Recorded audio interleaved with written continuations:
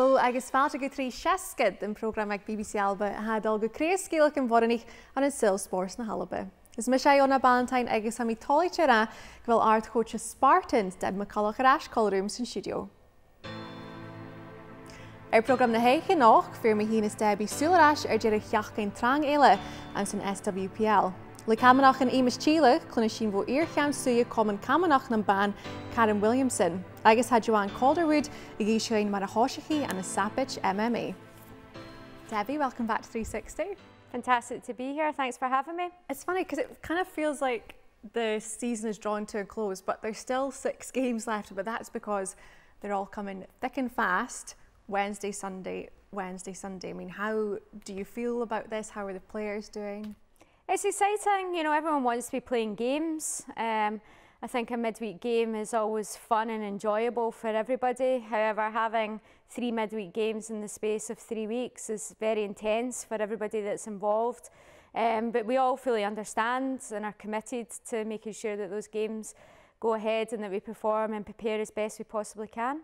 What about the players who work and also train and then play? Because I know, even speaking to Stuart Hall from Motherwell a few weeks ago, we kind of touched about it with Amy McDonald on the show last week, that they had a few players who on their Sunday game were straight off night shift, slept for a few hours, played, lost, slept for a few hours, back onto night shift. That is really tough, and that is the reality of kind of most of the teams in SWPL 1, apart from Rangers, Celtic and Glasgow City, really. Yeah, difficult. I think it's been good that we've had the fixtures ahead of time. So we spoke to our players and said, look, ideally, if you can take some annual leave to be able to prepare yourself for the midweek game, that would be fantastic. However, we completely understand that that might not be realistic. So we have to make sure that the players have enough rest and recovery in between games, but also prepare them for the next game and also make sure that they're eating right too. I think that's vitally important, especially leading up to a midweek game, because you can get a lot of players that finish work at 5 o'clock. They're then travelling to the game, they might not have prepared correctly. So you just have to put little things in place, like, you know, last night we made sure that there was food available for the players when they arrived, and that also there was post-match kind of pizzas for them that, you know, they could kind of refuel after a tough game. So just doing those little extra things can help so much. However, you're asking the players to take a lot of that responsibility on and be very flexible and really testing their level of commitment. I think, and I'm very grateful to our players that, you know, the majority buy into what we're trying to achieve. Therefore, they'll make those sacrifices. In the past, I've had players that have came off night shifts and played games, and it's not an ideal situation. I don't think you get the maximum performance from those players, and that's not through their own fault. So as a coach, you have to be able to manage that. Are you seeing any fatigue yet, or do you think that's something that'll come and probably impact results as the next couple of weeks come in? Yeah, I think, you know, probably we're at the starting point of that. You know, I think fatigue has been happening for about the last 12 months, it feels like, due to the duration of the season and it's stopping and starting. However, you know, if you get the load right at training and you rotate your squad to the best of its ability, then, you know, you should be able to spread that fatigue. Physically, mentally it's different. You've got to make sure that players have plenty of time to rest. The thing is, what you're doing does seem to be working. Just now, you're sitting in 4th place, which for Spartans, I'm sure you're happy and proud of that. Absolutely, yeah. I think a lot of people think we're maybe punching above our weight. I don't really see it as that, if I'm being honest. I see our squad, a squad that has made progressions over the last 12 months, that's been really resilient. And I think a mixture of the pandemic and the league turning into a kind of professional status has really challenged our players, and we've spoke a lot to the players about this and how different it's going to be to try and prepare them and to also try and support them as best we possibly can, because I knew from the pressure that I was feeling and the difference in the league and the pressure that the pandemic put on us, that we had to be able to adapt and we had to be as mentally tough as we possibly could be to ensure that we got the best out of our performances on the pitch. And, you know, just being able to give players additional support, have more conversations with them and be there for them and understand the kind of barriers and challenges that they're facing has allowed us to perform to the best of our ability and really kind of progress the players on and off the pitch. Well, that's the thing, because outside of football and kind of when you're on the pitch at the weekend or midweek, life has changed so much. And one of the things that we were talking about before this is testing, which I know has had a big impact cost-wise on teams in the league. Yeah, absolutely. You know, the first 4 weeks of PCR testing was kind of funded by SWF and the SFA, and then thereafter we were asked, all clubs were asked to fund the next 5 weeks, which was taking us up to the 17th of May, and it looks like we're having to continue to PCR test until we get confirmation and an update from the Scottish Government. And that cost, you know, has been in the region of around about £10,000 to a club like Spartans. That's a huge investment in testing, which nobody really wants to pay for, because yes, we're keeping the players safe, we're knowing that they're testing negative, that's all well and good, but that's the only return you're getting for it. You're not getting any other return, so it has been slightly frustrating and not ideal. However, we wanted to play the games, so we committed to it and invested in it. How sustainable is that cost, and actually what else could you have used that money for? Yeah, I mean, I think like we'd put it aside towards our kind of player budget, also investing in equipment to give the players the best of the best on and off the pitch. So we need to look to recuperate that in some way, and we have some plans up our sleeve that I can't really talk about right now. But we're hopeful during pre-season that we'll be able to get a couple of kind of glamour-friendly matches that will really kind of allow us to welcome fans back to Ainsley Park, but potentially give us some income that will be able to kind of compensate us for that testing cost. Oh, good. I like the little teaser. You're keeping us all intrigued. Thanks. But we will talk more about the league shortly. Leis an Joanne go bhfuil Comann Camanachd a tilleadh as an teireadh a Karen Williamson a bhí géiscéin go cuideach sa Comann Camanachd an ban a bhí ann a bhí lescha gam an Boranoch.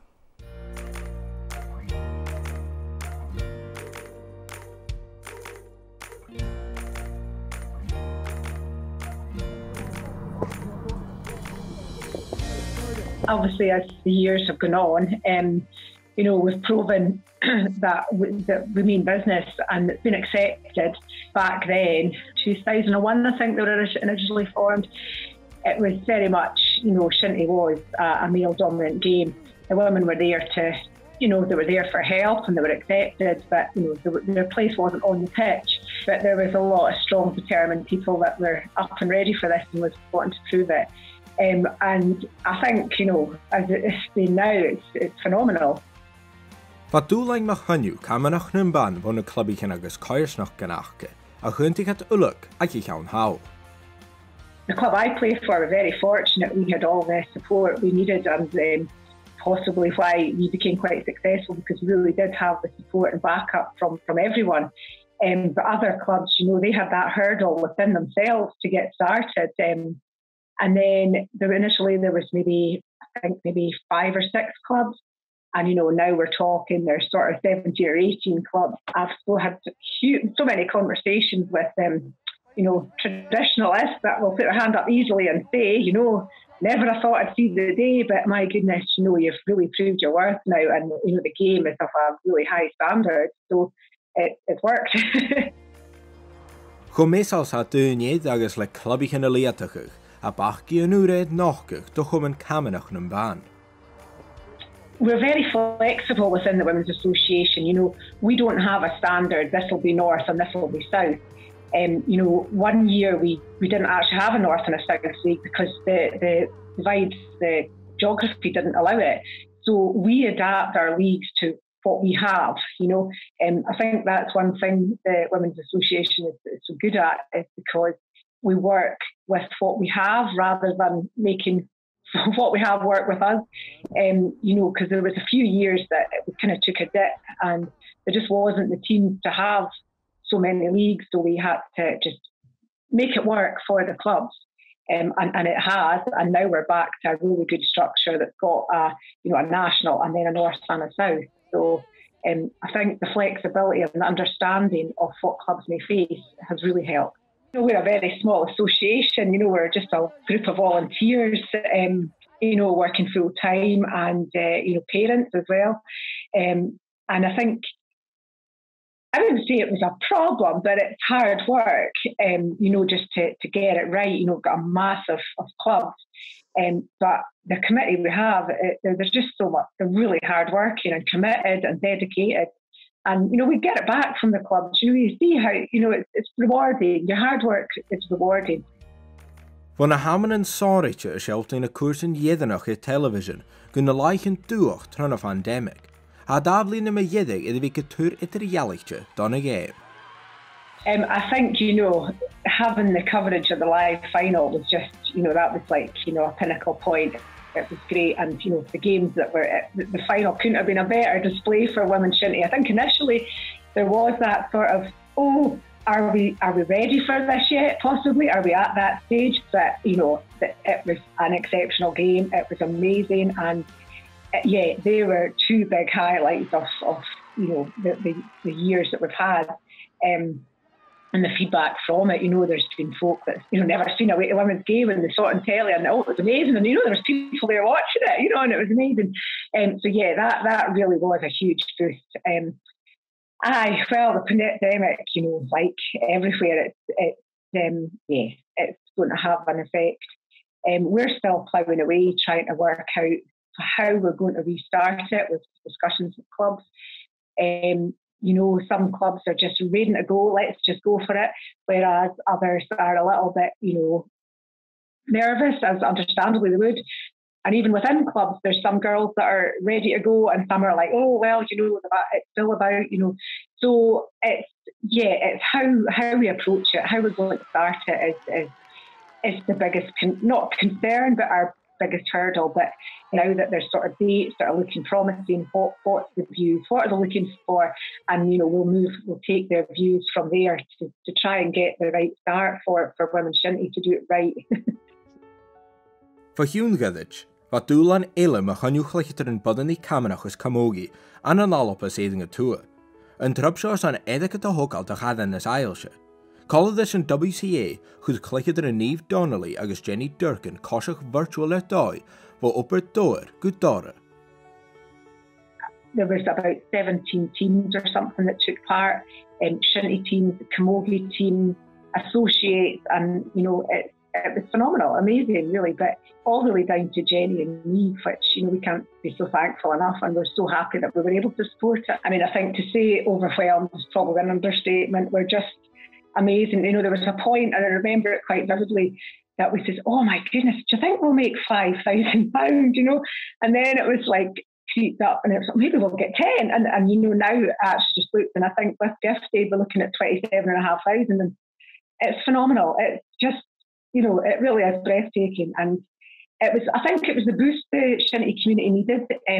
Personally, it gave me so much, you know, positivity, hope. It gave me, you know, part of being a team again. I think it reconnected yourself within the team, but it also reconnected teams because, I mean, the weekend that we ran it, you know, obviously it was going through the whole of March, but we sort of zoned in on the one weekend.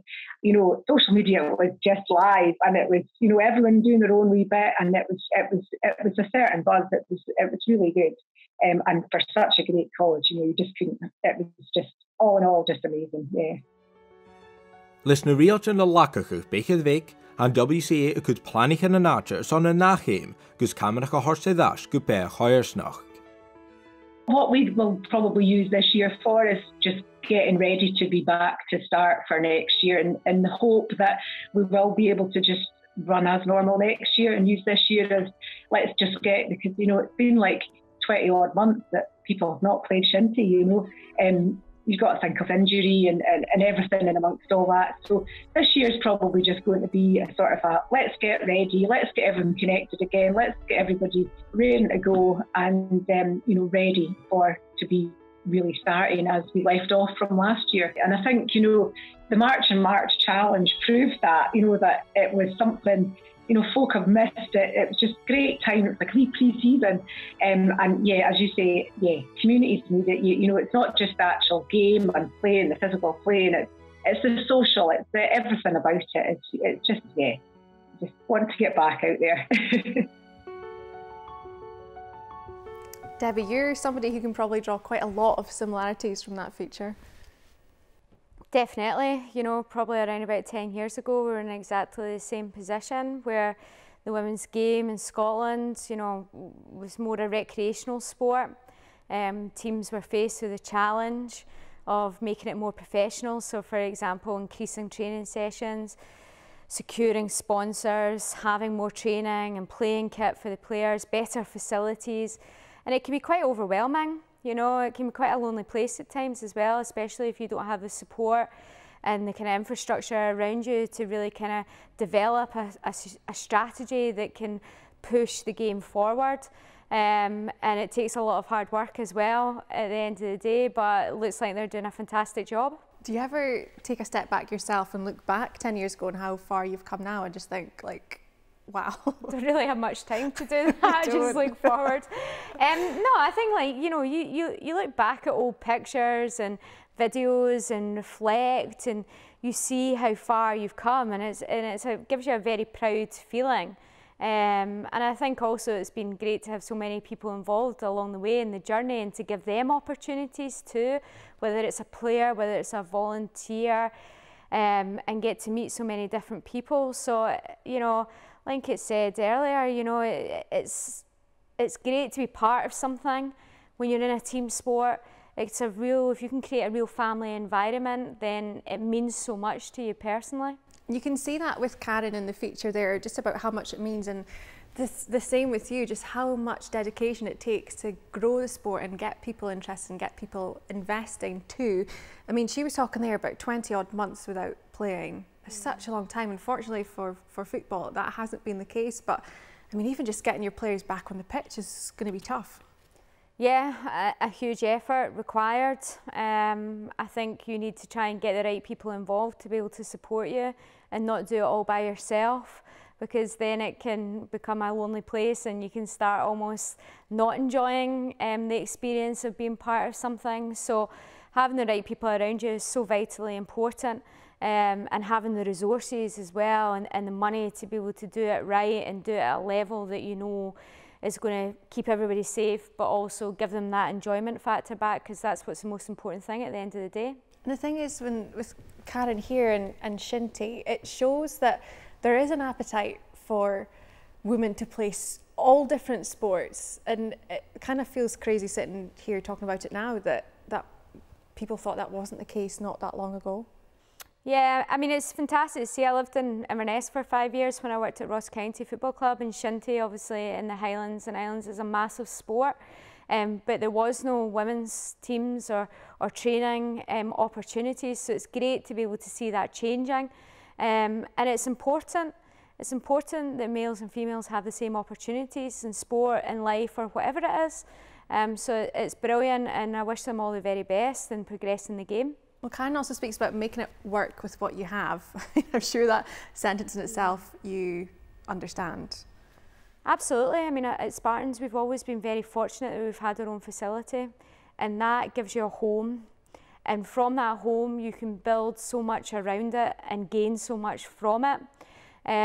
So, you know, something like that is so important. But I think it can be the little things, you know, it can just be getting a sponsor and having training kit and having an identity and feeling part of something, you know, and just trying to build on those things to make the environment as professional as you possibly can. The other thing Karen also mentions is so many things that we can draw similarities to, but it's also, there's the TV coverage, there's getting fans back in. I mean, how much are you just looking forward to that bit of normality? Yeah, I honestly can't wait for the day that I can just walk into the academy and walk into the home dressing room and everyone's sitting there, you know, having banter, having a laugh, and we can do a team talk all together instead of over Zoom. It will just feel amazing, you know, and I think it makes you realise that you shouldn't take these things for granted. So returning to that level of normality and especially welcoming back the fans. You know, I think the TV coverage that we've had has been absolutely fantastic. The game has really raised the profile over the last 12 months and has allowed families and friends to be able to see, you know, their loved ones on TV and play, but being there in person is a different experience. So we're really looking forward to hopefully welcoming fans back for our last 2 home games of the season. Well, that day is upon us. It will happen soon. Fingers crossed. Joanne Calderwood and in sel hiúil farpish and in Yalan Varshalach. Hair vi coite rasher dríoch agus mar ha dul janu in pele Àrd-Choidse in UFC a hócal.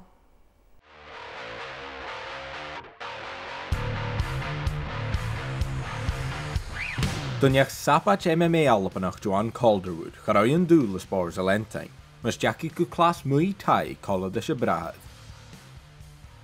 I first get involved actually by accident. My mom was taking my brother to a class, and he was supposed to go with his friend, and his friend ended up not wanting to go, so she says, will you go to keep him company? And I was like, yeah, cool. And I went along, and yeah, I fell in love with it pretty much first class, and loved it, and yeah, it was a blessing in disguise. The Grip House gym was Muay Thai and MMA, so I had saw the other guys training MMA, and kind of was like interested, and I started doing jiu-jitsu, and that's how the kind of ball started rolling when I started doing jiu-jitsu, because I was kind of like, well, I've not got a fight coming up, so I might as well try something different. So that's how that happened. Joanne Mochjaw dat a himmert in Spars is he uit is echt geen te drieach geiche as je we a heat hapaching. Yeah, I'm so proud, and my career, even though that getting into MMA, it took like a year to get an actual fight, and I thought that was hard. But then as soon as I got my first fight, it was just onwards and upwards, and yeah, my career and my life has been very up and down, but everyone goes through that. That's just life. But when I look back at going from not being able to get my first MMA fight to then like my third fighting in India, like that's crazy to me. And then Invicta and then UFC, and I've just had great opportunities that I'm so proud that I managed to be there and be ready for them. neach-sabaid leisig a gechint in Spars lebrútan mar tréinech, as go cútramach sa deireadh agus Bheir do luch Spars eile. I see like the UFC Performance Institute is a massive thing.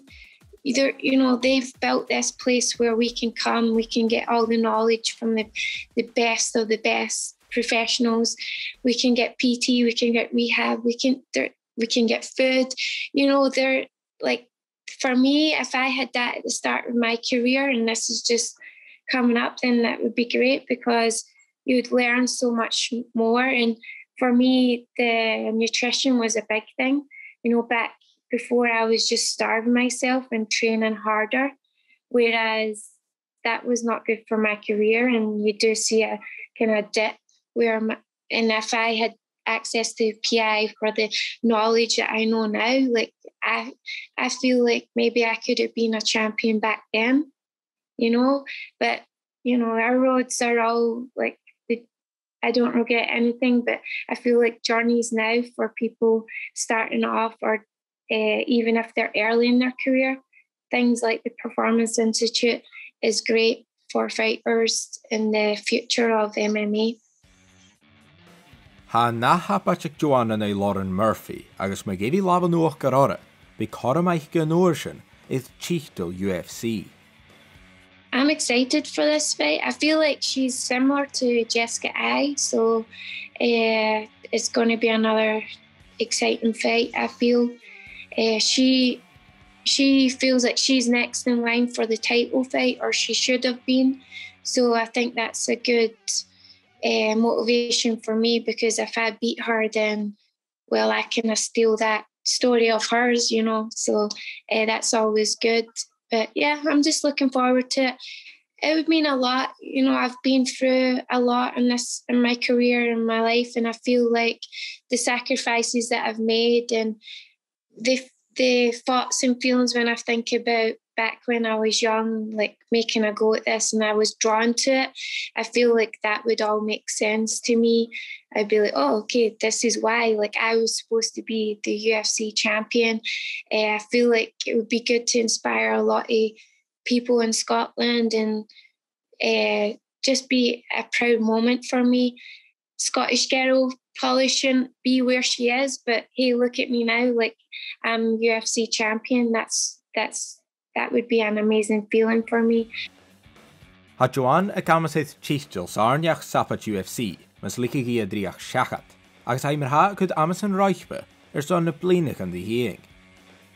After when I left Scotland, there was a very good few years where I was like, I don't know what's happening and I don't know where I'm going and all that. And now I just feel like I've found my base. And after I finish fighting, I want to do my best in my career. I think I've maybe got a year or two left. Obviously, my goals are to stay active and finally get to the UFC championship belt, win that, defend that a couple of times, and then concentrate on building the team and our gym, and then having a family of eventually. So yeah. Simmich bachtal ha Joanne de bhí troich an a láidú, is bhí Danian anna bhí fiaching a ceanna réing. Sometimes I have to pinch myself and think about all the things that I've done when I look back in my career, going from just me, doing everything I can to get to the gym and to be there and the dedication that I went through, and to look back and see where it's brought me and all the opportunities that I've had.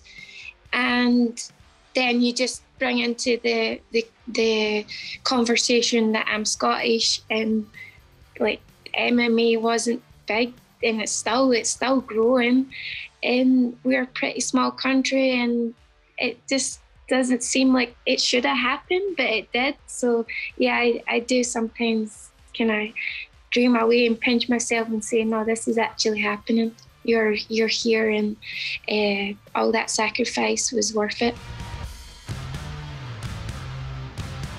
Debbie, it's such a cool story from Joanne, and it also just shows your path. It can just happen if you kind of trust your gut, trust your instincts, and work really hard.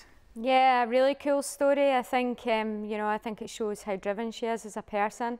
It sounds like she's had quite a lot of challenges, maybe didn't have the right resources in the beginning or the support, and she's really fought hard to get herself where she is, and thoroughly deserves every single bit of success that she achieves. I thought it was really interesting when she was talking about the importance of her nutrition and fitness, and I'm sure you can kind of understand that in terms of your players. Just even what she was saying, that she probably could have done better when she was younger if she was guided properly and had that support there. Yeah, I think we see it right now in the women's game in Scotland in terms of older players seeing younger players going semi-pro or professional, and if they'd maybe had that opportunity 5-10 years earlier, then their career potentially could have been a lot different, whereas maybe they've went to different countries and it hasn't worked out because it's not a cultural fit, or they've found being away from home difficult. So the opportunities now in Scotland for young female footballers are massive, they're huge, they're endless. And I think the older players will look back at that and just think, oh, I wish it had happened that wee bit earlier. But there's plenty of other positive memories to take from that. But it's just great to see the game developing. Absolutely. It's also, it's great to see an athlete like Joanne, because she's somebody who, despite not being, I don't know if it's fair to say, a massive sport in Scotland, she has a huge following on social media. 86,000 followers on Twitter, 172 on Instagram. Those numbers surpass many male Scottish footballers here. So it's great to see someone like Joanne just flying that flag for Scotland. Yeah, absolutely. And I think, UFC and fighting like that is becoming much more popular. There's greater following of the sport, which probably has came on the back of the men's side of the sport being publicised and promoted a lot more, and hopefully the women's side of the sport can, you know, feed off of that and get more and more exposure. But a fantastic role model for young females, but also, you know, flying the flag for Scotland, which is brilliant to see. It also shows the importance of goals. I mean, she's somebody who's looking ahead, who's thinking, right, this is what I need to achieve. Is that something that you kind of instill in your players? Yeah, you've got to have targets, you know, you've got to have team goals, but you've also got to have those individual goals, because every player is different, you know, whether it's in a positional sense or their map of the world or their character on and off the pitch. They've got to set targets, they've got to have something that they want to achieve personally to be able to motivate them so that they can perform well for themselves but also perform well for the team. So I think goal setting at the start of every season and then reviewing kind of mid-season and changing anything, because things always change and you've got to be realistic, is really important in a player's journey and their development. What about your goals this season? Are you on the right path for that? Yeah, absolutely. I would say, you know, finishing 4th would be a fantastic achievement for Spartans. And I think some of the players, you know, whether you're a striker and you maybe set a goal target, or, you know, for us, we wanted more goals from across the team and not just to heavily rely on our strikers or our forwards, and we're starting to gain on that and create more opportunities and score more goals across the team, and also on the other side not concede as many too, which, you know, our goals against record for this season has been fairly positive. Well, you do, like we said at the start of the show, have 6 games left. A big match against Rangers is live on BBC ALBA. I mean, how are you preparing for that? Yeah, short turnaround after, you know, playing Hibs last night and drawing 1-1 with them. We'll train obviously on Friday, go over as much as we possibly can with the players, give them as much information as we can. And, you know, we only played Rangers a few weeks ago, so, you know, you're getting to know teams fairly well pretty quickly. You know, where maybe would you normally be like, you know, a 6-7 week gap between playing teams, and you might forget something specific and have to rework on it and revisit it.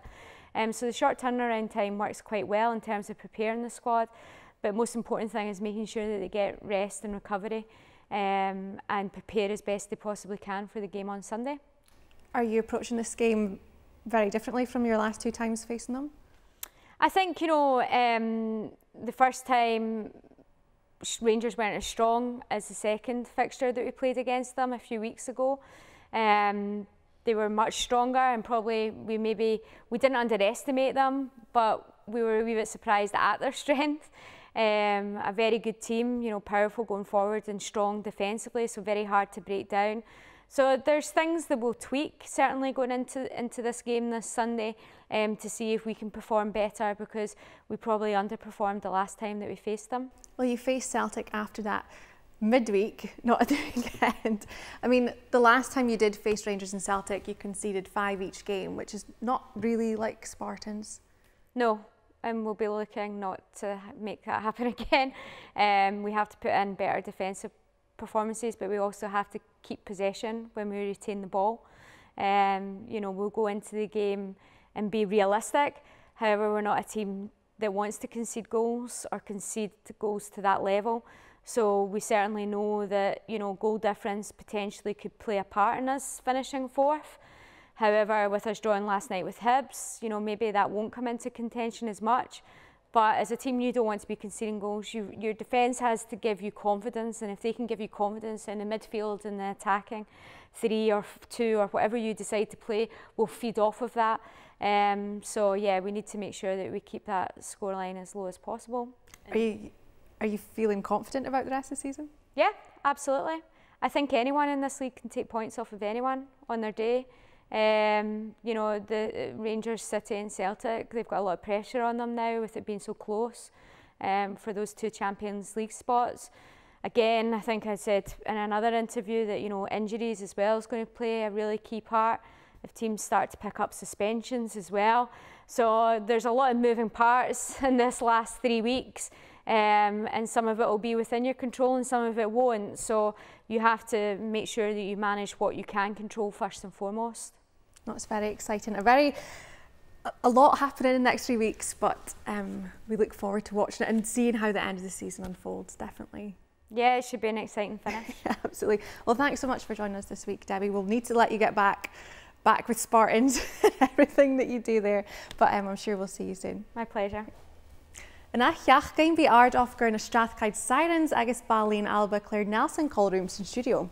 Jan cínteach go bhfuil se bhfuil trí seascad ar YouTube agus géis sin program a dhéire gacin ar iPlayer BBC. Agus chuinnig cúteach go bhí geimecin an SWPL beo ar fiag a BBC ar an deireadh sheachdain na mes Spartans na Rangers de Donich ar BBC ALBA. Achan in ahuras, mar sin leib an drast.